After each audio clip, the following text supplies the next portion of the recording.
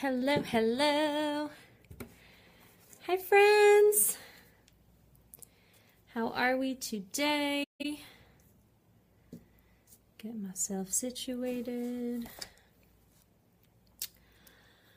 All right. So excited to talk about this today. Before we get started with anything, I just want to make a couple of quick announcements while we're waiting for some people to hop on. Hey, Nikki. How are you? Hey, Kat. Oh, how you guys doing? I miss you. Oh my gosh. Couple of quick announcements. Matt's on here. Amazing, amazing. I'm going to try to keep this video a little shorter. I set a timer for myself this time because when I start to ramble, I know that I can go a bit long. Good, Nikki. I'm glad to hear that you're doing well. Few quick announcements while I'm waiting for people to get on. First, I just want to let you know that there's a new post up on the blog.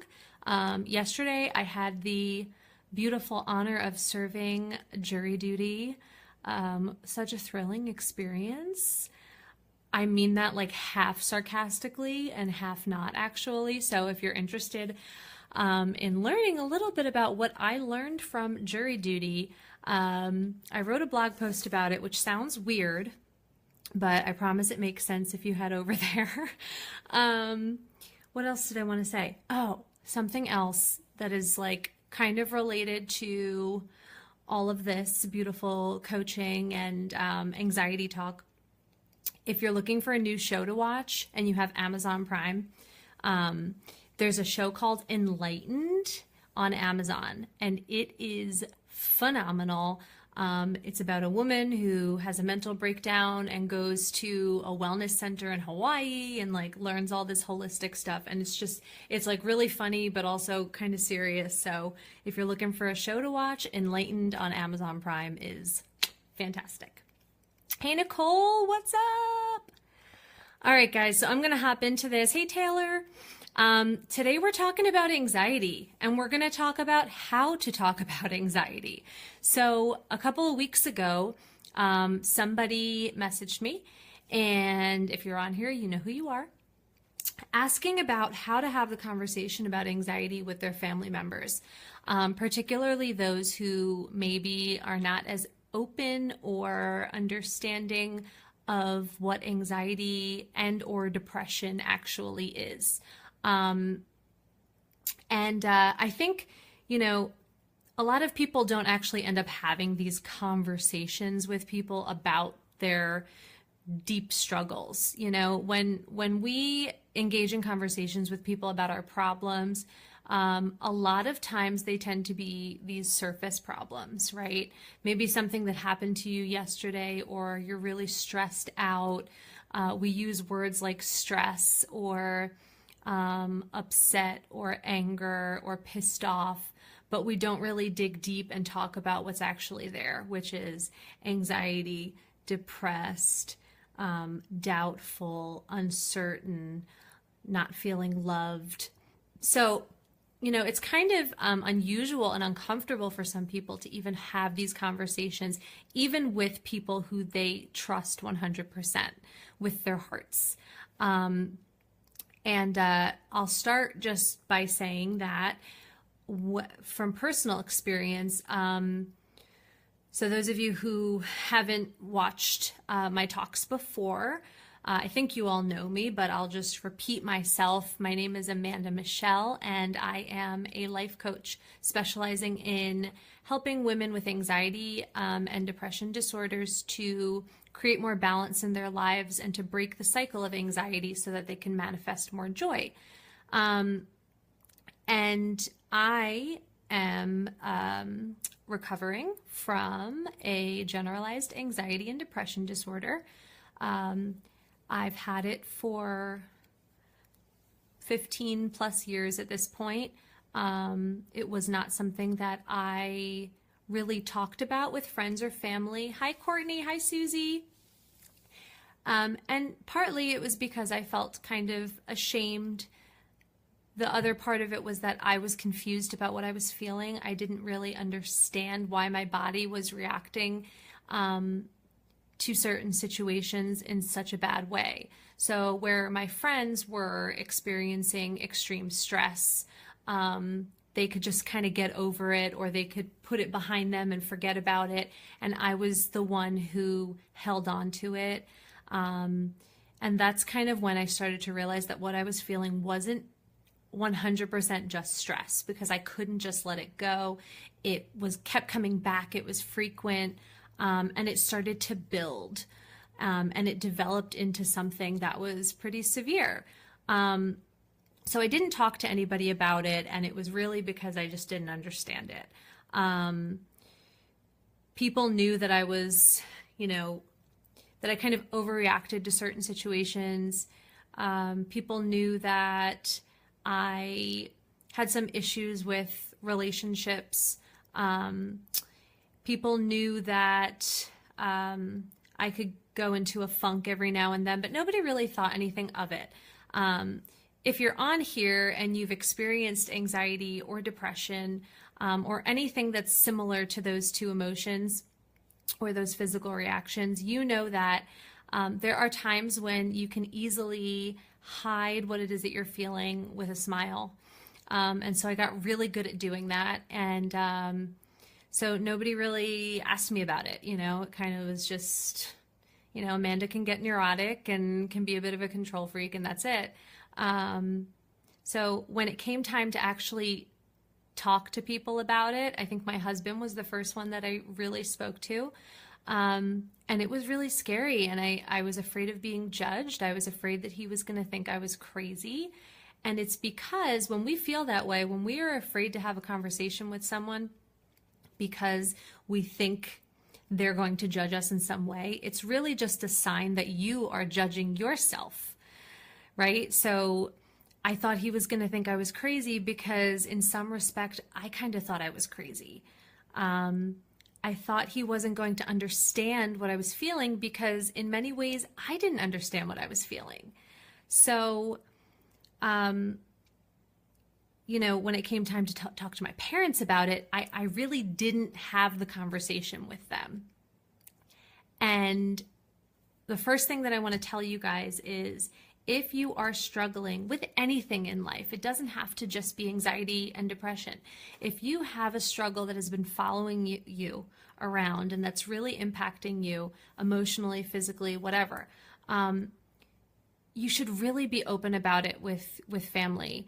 It doesn't mean that you need to put a sign on your shirt that says, "Hey, I have anxiety." You don't need to set up like a big family meeting or whatever, but it's important to do that because what might end up happening, and what happened to me, was I had a really, really massive mental breakdown, which many of you know about, and my family was not prepared for it. And I scared the crap out of them. And it was because I never opened up. So I'm going to teach you in this training how to have this conversation with your loved ones, what to expect, and how to overcome the obstacles that might come up. Okay? If you hang on with me until the end, I'm going to take note of who's on here or who joined me even at the beginning of the video, and I'm going to send you a little gift. So check your inbox, your private message after the video ends. Okay? So the first thing that I want you to realize when you are ready to have this conversation is that you need to get real with yourself first.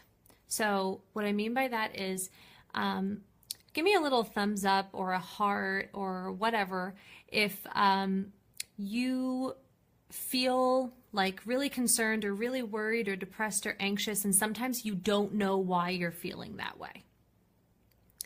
Give me a thumb or a heart or some sort of silly symbol if you've ever experienced an emotion that you didn't quite understand. Yeah. So I think all of us can relate to that in some way. Here's the thing. in order to understand your anxiety or to understand why you're feeling a certain way in a particular moment, you have to stop, you have to acknowledge what you're feeling, and you have to break it down. So there are a couple of questions that you can ask yourself when it comes to anxiety specifically. You want to think about, what are the different occasions when I've been feeling this anxiety? When do these emotions tend to come up for me? Is there a pattern? Sometimes there will be. Other times it seems like you're just always anxious or you're always worried.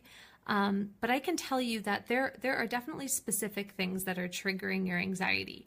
So you want to get honest with yourself and you want to reflect on what those things are. Then you want to think about, how is my anxiety manifesting itself emotionally or physically? So how am I responding to it? What's my body doing? For me, I've reflected really deeply about this. And so now I know that when I'm starting to get anxious, or when I'm about to have an anxiety attack, or when I'm about to enter into like depression or a funk or whatever you want to call it, I know exactly what to look out for. I know what those symptoms are. And so it's really important to be able to identify what these things are before you have this conversation. And the other thing that you want to think about is, when did this all begin? So this is a tough question for some people, to think back to, what is my earliest memory of feeling this way? When did I stop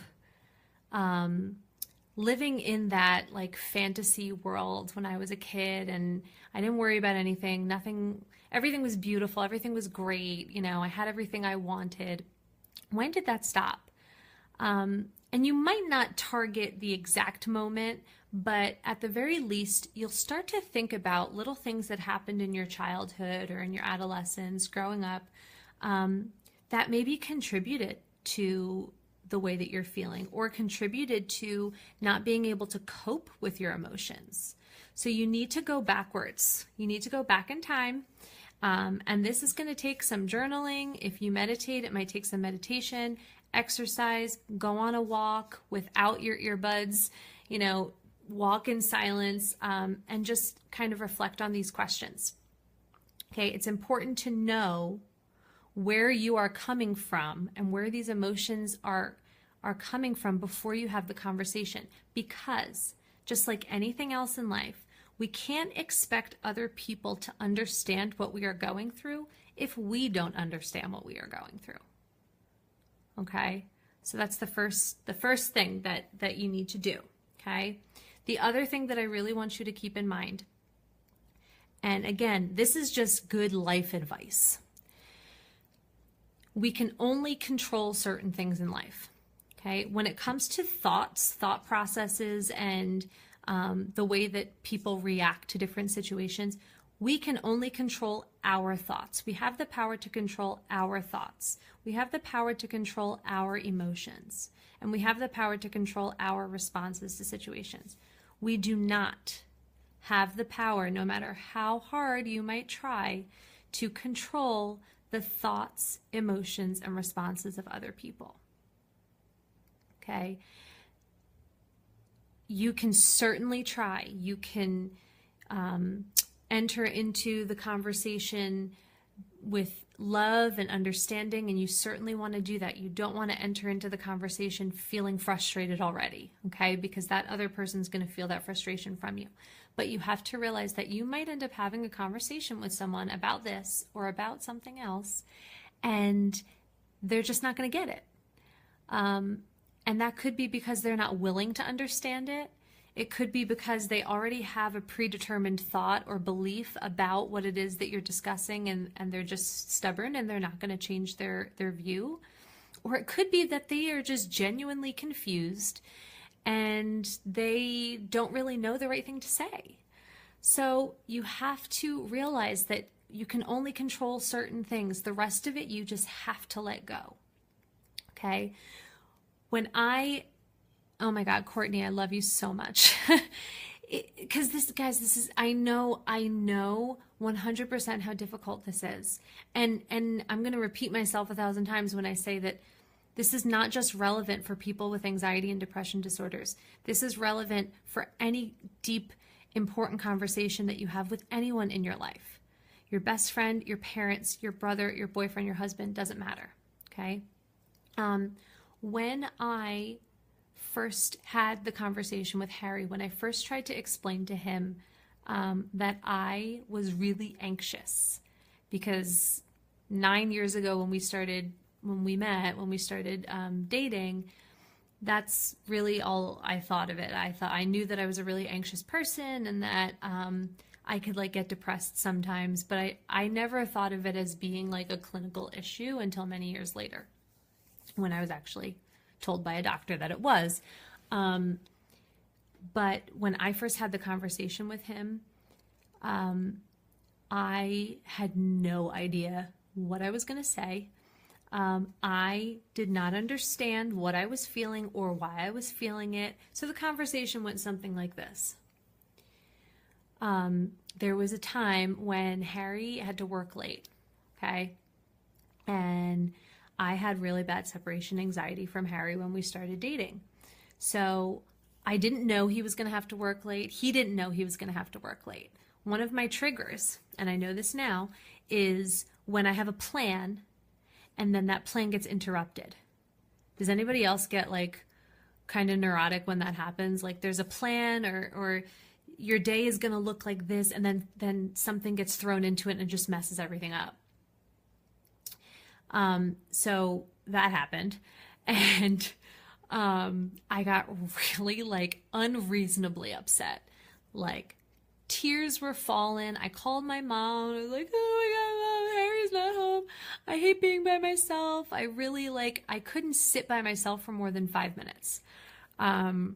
I would get depressed. I would get anxious. I would get like restless, and I would start creating these stories in my head of, well, is he at work? Maybe he's not at work. Maybe he just doesn't want to be here with me.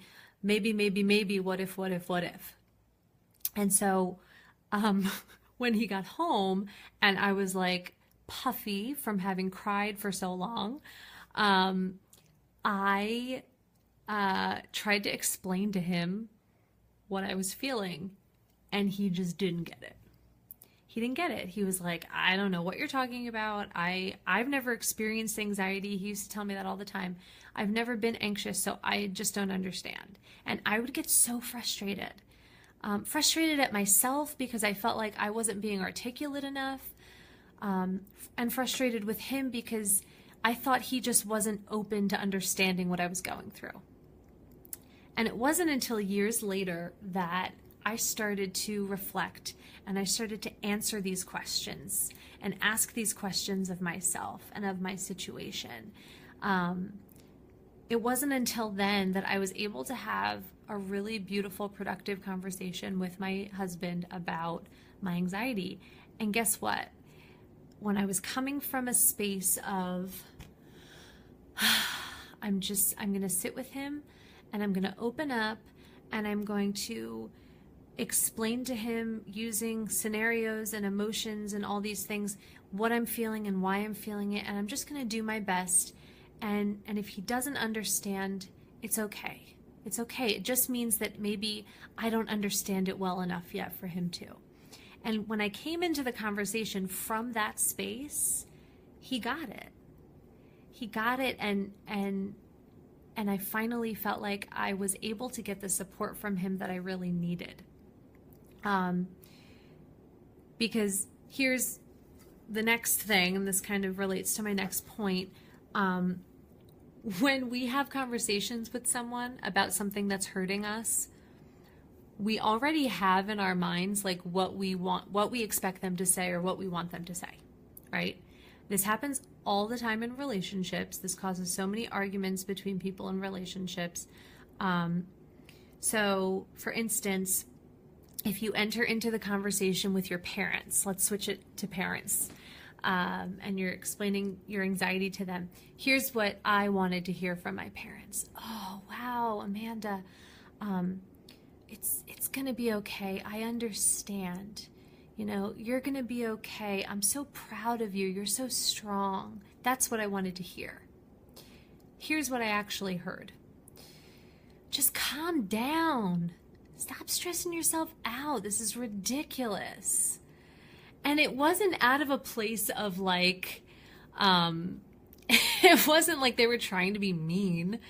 They just didn't get it. And I wasn't clear enough in my own mind about what I was feeling to explain it to them in a good way.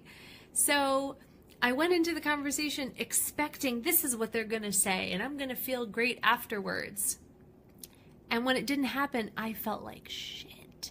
I felt so awful. And then the story started again. My parents aren't proud of me. They all think I'm nuts. What's wrong with me? I'm a crazy person. Blah, blah, blah. Yada, yada, yada. Victim, victim, victim. Right? And so to prevent that, you need to choose again. And what I mean by that is when you're having a conversation and it's not going well, they're not understanding, they're not getting it. You start to feel frustrated, or the tears start to well up in your eyes, or the steam starts coming out of your ears because you're so angry.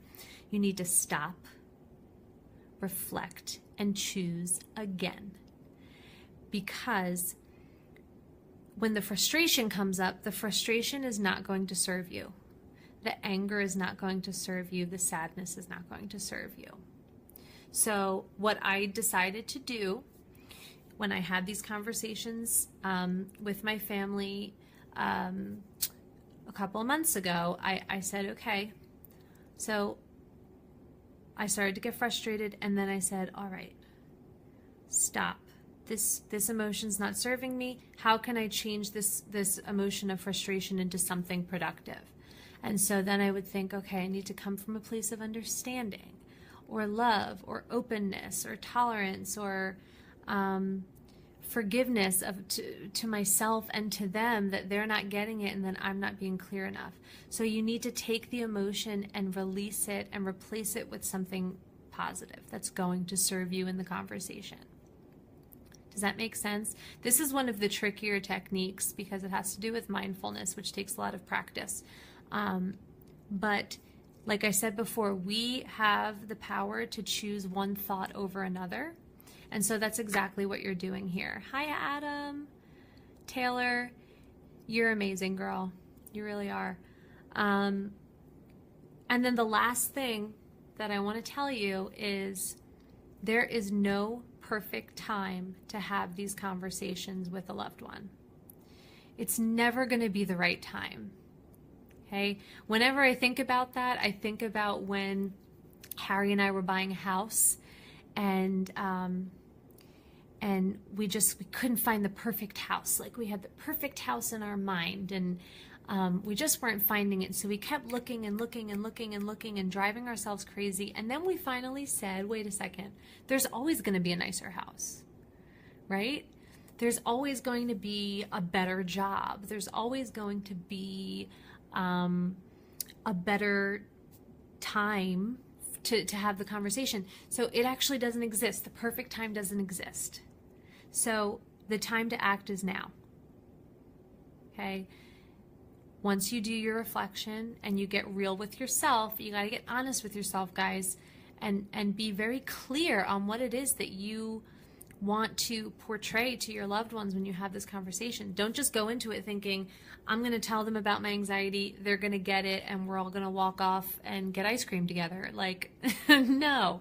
You need to get really, really clear on what your intention is. Why are you telling them this now? That's my kitchen timer to tell me that I spoke for too long. Why are you doing this now?